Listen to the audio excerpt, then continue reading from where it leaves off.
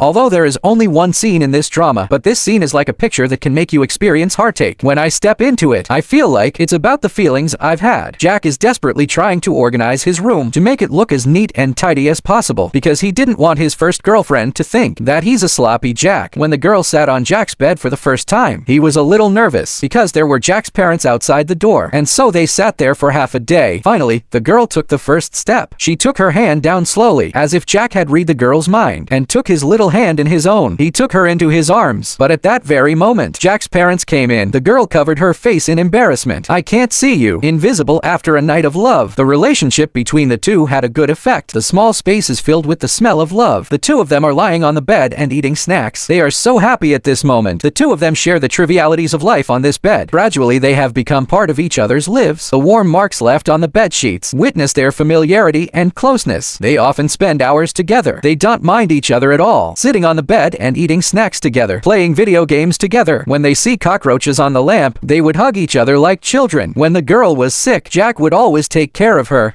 Try to cheer her up in any way he could, because she couldn't bear to see a girl in a state of lethargy. In this bed, they wrote countless romantic moments, sweet kisses, gazing at each other with deep love. The two of them will be moved by a love movie, by a romantic movie, or they'll cover their eyes when they're scared by a horror movie. But as time goes by, the cycle of fate, they came to a crossroads that they had to face. Crossroads, they were busy with their own business. They don't bother each other. They don't talk as much as before. Even when they see a leak in the house, the two of them will only put a basin and watch quietly. The room isn't as tidy as it used to be. There's more and more garbage in the house. It's even piled up. The whole room was left unkept. As the days went by, the two of them got into conflict. The time they once thought they'd have forever, but they faded away in quarrels and disagreements. They argued and argued, blaming each other, and neither one of them would let the other go. Jack even threw the girl's clothes out, and the girl picked up her books and threw them at Jack. Eventually, they came to a point where they had nothing to say to each other. They sat quietly on the bed. Their eyes were full of helplessness and love. After a night of thinking, the girl decided to say goodbye to the past to start a new life. After the girl left, Jack couldn't think of anything, lying in bed day after day. Eventually, that bed became the end of the story.